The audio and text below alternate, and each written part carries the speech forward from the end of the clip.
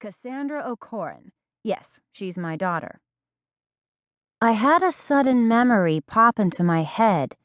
My mother, standing in the doorway of Cass's and my childhood room, back when we had twin beds and pink wallpaper. She would always kiss us, then stand in the doorway after turning off the light, her shadow stretching down the length of the room between us. She was always the last thing I tried to see before I fell asleep. "See you in Dreamland," she'd whisper, and blow us a kiss before shutting the door quietly behind her. Like Dreamland was a real place, tangible, where we would all wander close enough to catch glimpses and brush shoulders. I always went to sleep determined to go there, to find her and Cass, and sometimes I did, but it was never the way I imagined it would be. Now, my mother sat weeping as my father reported Cass's vital statistics. 5'4", brown hair, brown eyes, mole on left cheek, and I had the sudden sinking feeling that Dreamland might be the only place we'd be seeing her for a while. I heard a knock and looked up to see Boo and Stuart standing on the patio waving at us. They'd been our neighbors for as long as I could remember, since before Cass or I was even born. They were former hippies, now New Agers. They believed in massage, fresh-baked homemade bread, and the Dalai Lama. They had absolutely nothing in common with my parents, except proximity, which had led to 18 years of being neighbors and our best family friends.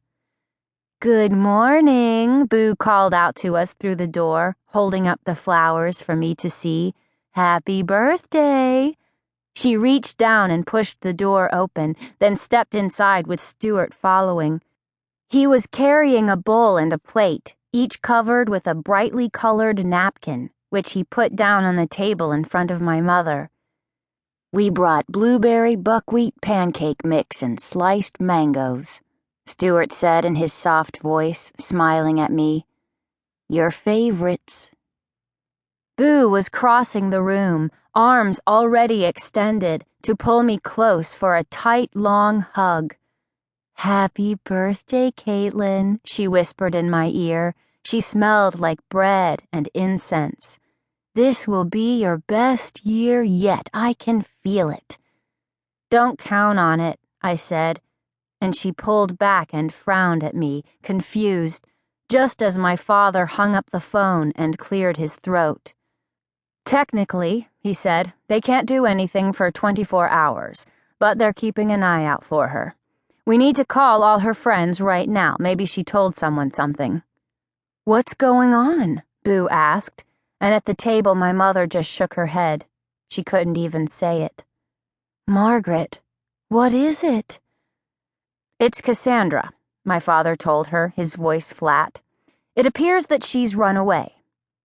This was my father, always formal. He lived for supposedlys and theoreticallys, not believing anything without proper proof. "Oh my God," Boo said, pulling out a chair and yanking it close to my mother before sitting down. "When did she go?" "I don't know," my mother said softly, and Boo took one of her hands, rubbing the fingers with her own, as Stuart moved to stand behind her, his hand on her shoulder. They were touchy people, always had been. My father, however, was not, so neither made a move toward him. My mother sniffled. "I don't know anything."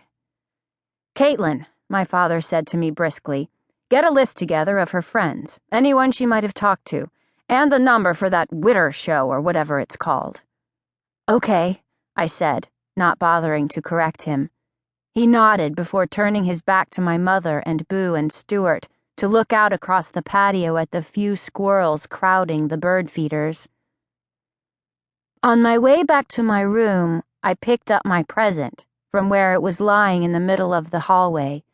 It was wrapped in blue paper with no card, but I knew it was from Cass. She would never have forgotten my birthday.